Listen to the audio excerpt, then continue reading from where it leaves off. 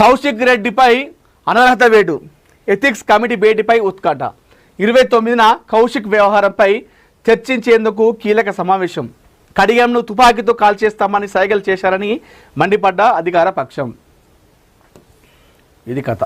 ఇప్పటికే తెలంగాణలో ఈ అనర్హత వేటు, ఈ పంచాయతీ బర్తరఫ్ పంచాయతీలు జరుగుతున్న నేపథ్యంలో కౌశిక్ రెడ్డి పైన అనర్హత వేటు వేసేటువంటి అవకాశం ఉన్నట్టుగా తెలుస్తూ ఉంది. ఎథిక్స్ కమిటీ భేటీపై ఉత్కంఠ ఉందట. 29న కౌశిక్ వ్యవహారంపై చర్చించేందుకు కీలక సమావేశం. కడియంను తుపాకీతో కాల్చేస్తామని చెప్పేసి సైకిల్ చేసిండు ఇక్కడ మన అసెంబ్లీలో. సో దీనివల్ల ఎథిక్స్ కమిటీ ఇప్పుడు ఒక మీటింగ్ పెట్టుకుంది. ఆ మీటింగ్ అంతా కూడా ఉత్కంఠ రేపుతా ఉంది. ఆ మీటింగ్లో కౌశిక్ రెడ్డి అనర్హత వేటు పైన కూడా మాట్లాడుతున్నట్టుగా తెలుస్తూ ఉంది. తెలంగాణ శాసనసభ నైతికత కమిటీ కీలక సమావేశం ఈ నెల 29న ఉదయం 11 గంటలకు అసెంబ్లీ భవనంలోని కమిటీ హాల్లో జరగనుంది. బీఆర్ఎస్ ఎమ్మెల్యే పాడి కౌశిక్ రెడ్డి కడియం శ్రీహరిపై చేసిన అనైతిక ప్రవర్తన, అనుచిత వ్యాఖ్యల వ్యవహారంపై ఈ భేటీలో కమిటీ విచారణ జరపనుంది. గత అసెంబ్లీ బడ్జెట్ సమావేశాల సందర్భంగా కడియం శ్రీహరిపై పాడి కౌశిక్ రెడ్డి చేసిన వ్యాఖ్యలు, ప్రవర్తించిన తీరుపై అధికార పక్షం తీవ్ర అభ్యంతరం వ్యక్తం చేసింది. దీంతో ఈ వ్యవహారాన్ని సమగ్ర విచారణ కోసం స్పీకర్ గడ్డం ప్రసాద్ కుమార్ నైతికత కమిటీకి సమీక్షకు పంపించారు. ఈ మేరకు విచారణను వేగవంతం చేస్తూ శాసనసభ కార్యదర్శి తిరుపతి ఈ సమావేశానికి సంబంధించి ఇది కథ. ఎప్పుడు వివాదాల్లో ఉండేటువంటి కౌశిక్ రెడ్డి మరొకసారి వార్తలో నిలిచారు. సో అనర్హత వేటు వేయబోతున్నట్టుగైతే తెలుస్తూ ఉంది.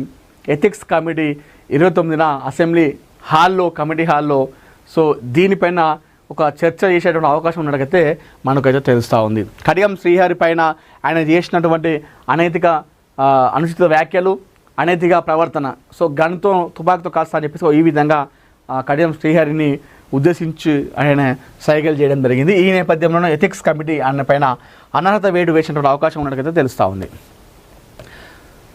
ఈ నెల 29న జరిగే సమావేశంలో కమిటీ చైర్మన్ సభ్యులు హాజరై ఈ ఘటనపై క్షుణ్ణంగా విచారించి కౌశిక్ రెడ్డిపై తీసుకోవాల్సిన తదుపరి చర్యలకు సంబంధించి నివేదికతో పాటు సిఫార్సులను రూపొందించనున్నారు.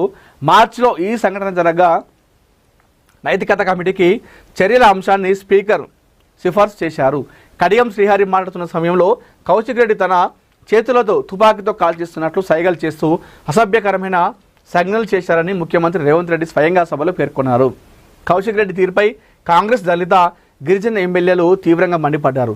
కడియం శ్రీహరి వంటి 40 ఏళ్ల అనుభవం ఉన్న సీనియర్ నేతను చంపుతామన్నట్లుగా సంజ్ఞలు చేయడం గుండాగిరి అని మంత్రి అడ్డూరి లక్ష్మణ్, ఎమ్మెల్యే వేముల వీరేశం ఆ సమయంలో ధ్వజమెత్తారు. గతంలో కేవలం నిరసన తెలిపేందుకే కోమటిరెడ్డి వెంకటరెడ్డి, సంపత్ కుమార్ సభ్యత్వాలను బీఆర్ఎస్ ప్రభుత్వం రద్దు చేసిన విషయాన్ని గుర్తు చేస్తూ ఇప్పుడు కౌశిక్ రెడ్డి సభ్యత్వాన్ని కూడా తక్షణమే రద్దు చేయాలని వారు డిమాండ్ చేశారు. మొదట కౌశిక్ రెడ్డిని సభ నుంచి శాశ్వతంగా తొలగించాలని భావించినప్పటికీ న్యాయపరమైన చిక్కులు రాకుండా ఉండడానికి ప్రభుత్వం నిబంధనల ప్రకారం ముందుకు వెళ్లాలని నిర్ణయించింది.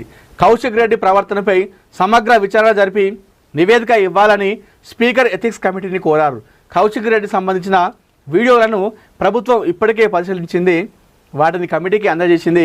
ఎథిక్స్ కమిటీ ఇచ్చే నివేదిక ఆధారంగా కౌశిక్ రెడ్డిపై స్పీకర్ చర్యలు తీసుకున్నారు.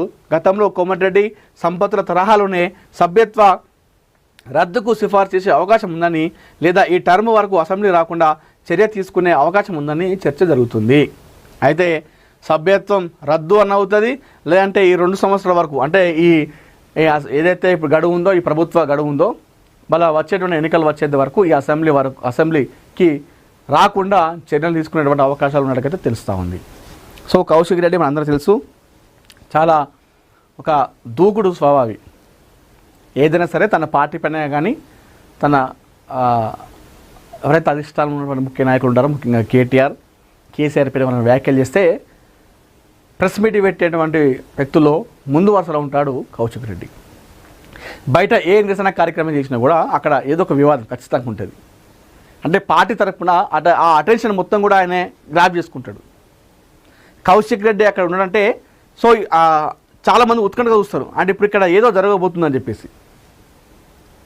నిజంగా వాస్తవానికి కూడా టీఆర్ఎస్ పార్టీలో ఇప్పుడు చాలా కార్యక్రమాలు అక్కడక్కడ జరుగుతున్నప్పుడు అది బలంగా పోతుందంటే ఏదో ఒక రకంగా, అది పాజిటివా నెగిటివా పక్కన పెడితే బలంగా పోతుందంటే అది కౌశిక్ రెడ్డి వల్లనే. చాలా అంత అంటే బీఆర్ఎస్ పార్టీ మామూలుగా కేసీఆర్ అన్నప్పుడు వాళ్ళ ఇంట్లో వాళ్ళు కేటీఆర్ హరీష్ రావు మామూలుగా ఇట్లా ఉండాలి. అయితే వాళ్ళకు మించి కూడా కౌశిక్ రెడ్డి బీఆర్ఎస్ పార్టీ కోసం కొట్లాడుతూ ఉన్నాడు. ఇది కథ. కానీ నెక్స్ట్ ఎలక్షన్లో మాత్రం బీఆర్ఎస్ పార్టీ గెలిస్తే మాత్రం, బీఆర్ఎస్ పార్టీ ప్రభుత్వం వస్తే మాత్రం ఖచ్చితంగా ఆ కేబినెట్లో కౌశిక్ రెడ్డి ఉంటాడు. ఇది పక్కా. ఒకవేళ ఆయన ఎమ్మెల్యే ఓడిపోయినా, హుజరాబాద్ నుండి ఎమ్మెల్యే ఓడిపోయినా కూడా ఆయనకు ఎమ్మెల్సీ ఇచ్చి ఆ ఎమ్మెల్సీ కోట నుండి మంత్రి పదవి ఇస్తుంది బీఆర్ఎస్ ప్రభుత్వం. ఇది పక్కా రాసి పెట్టుకోండి. ఇది పక్కా. స్వయంగా కేసీఆర్ ఇస్తాడు. కేటీఆర్ పోయి కేసీఆర్కి ఎప్పుడు ఇట్లా మనోడు ఇట్లా మంచి పని చేసిందని చెప్పేసి అవసరం లేదు. డైరెక్ట్ కేసీఆరే కౌశిక్ రెడ్డికి పిలిచి మంత్రి కేబినెట్లో కూర్చోబెడతాడు. ఇది తథ్యం. నెక్స్ట్ గవర్నమెంట్లో ఒకవేళ బీఆర్ఎస్ వస్తే ఆయన ఎమ్మెల్యే ఓడిపోయినా, ఇంకా ఎమ్మెల్యే గెలిస్తే డైరెక్ట్ ఇచ్చేస్తాడు. ఎమ్మెల్యే ఓడిపోయినా కూడా ఎమ్మెల్సీ ఇచ్చి ఆ ఎమ్మెల్సీ కోట కింద మంత్రి పదవి కౌశిక్ రెడ్డికి వస్తుంది అనడంలో ఎలాంటి అతిశక్తి లేదు. ఇది పక్కన పెడితే 2020 ఎన్నికల ముందు ఆయన కాంగ్రెస్ పార్టీలో ఉండే. అయితే ఒక ఆడియో వైరల్ అయింది. నేను బీఆర్ఎస్ పార్టీలో చేరుతా, నాకు సపోర్ట్ చేస్తారని చెప్పేసి ఒక వీడియో, ఒక ఆడియో బాగా వైరల్ అయింది. దానివల్ల కాంగ్రెస్ ప్రభుత్వం ఆయనను సస్పెండ్ చేసింది. చేస్తే ఆయన బీఆర్ఎస్ పార్టీ నుండి అక్కడ పోటీ చేసిండా ఉప ఎన్నికలో?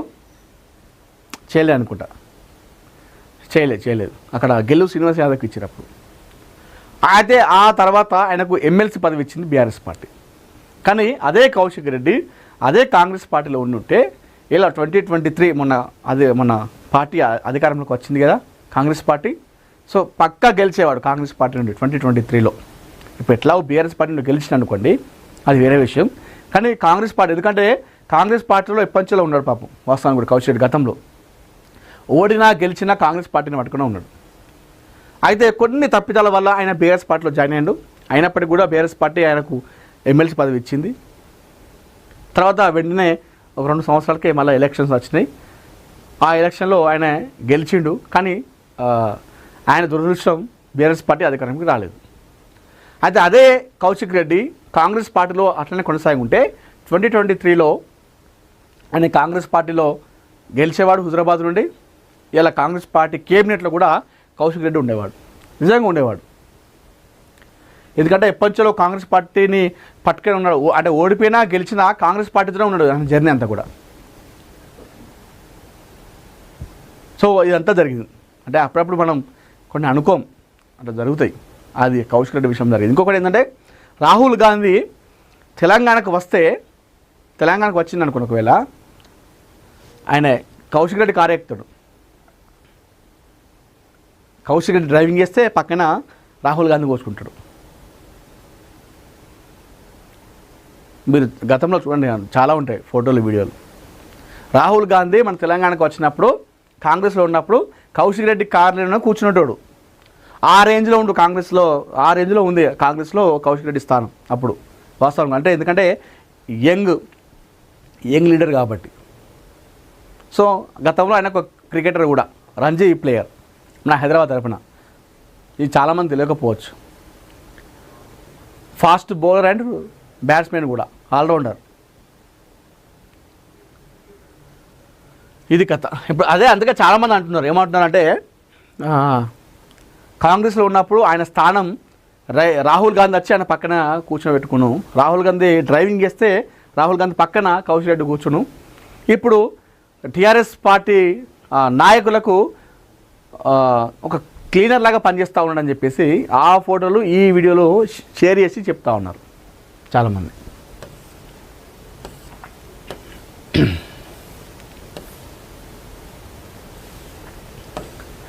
రవితేజ ఇరుముడి కోసం థియేటర్ల ముందు ధర్నా, సినిమా ఆపేశారని మక్తల్లో ఫ్యాన్స్ ఆందోళన. సినిమా చూడడానికి థియేటర్కి వెళ్ళడం కామన్, కానీ సినిమా వేయలేదని అదే థియేటర్ ముందు ధర్నాకు దిగడం మాత్రం వెరీ వెరీ రేర్. నారాయణపేట జిల్లా మక్తల్లో ఇప్పుడు ఇదే సీన్ కనిపించింది. వెంకటరమణ థియేటర్ ముందు బుధవారం ఉదయం ఒక్కసారిగా ప్రేక్షకులు, అయ్యప్ప భక్తులు, చుట్టుపక్కల గ్రామాల నుంచి వచ్చిన సినీ ప్రియులు బైఠాయించారు. దీంతో అక్కడ ఉద్రిక్త వాతావరణం నెలకొంది. గత 5 రోజులుగా ఈ థియేటర్లో రవితేజ నడిచిన ఇరుముడి హౌస్ఫుల్ షోలతో దూసుకెళ్తుంది. టికెట్ల కోసం జనం భారీగా క్యూ కడుతున్నారు. కొందరికి టికెట్ దొరకగా వెనుదిరగాల్సి వస్తుందట. మంగళవారం రాత్రి కూడా పెద్ద సంఖ్యలో ప్రేక్షకులు థియేటర్కి వచ్చినా టికెట్ దొరకలేదని చెప్తున్నారు. కనీసం బుధవారం అయినా సినిమా చూద్దామని ఆశగా వచ్చిన వారికి మాత్రం షాకింగ్ ట్విస్ట్ ఎదురైంది. ఉదయం థియేటర్ వద్దకు వచ్చేసరికి ఇరుముడి మూవీ స్థానంలో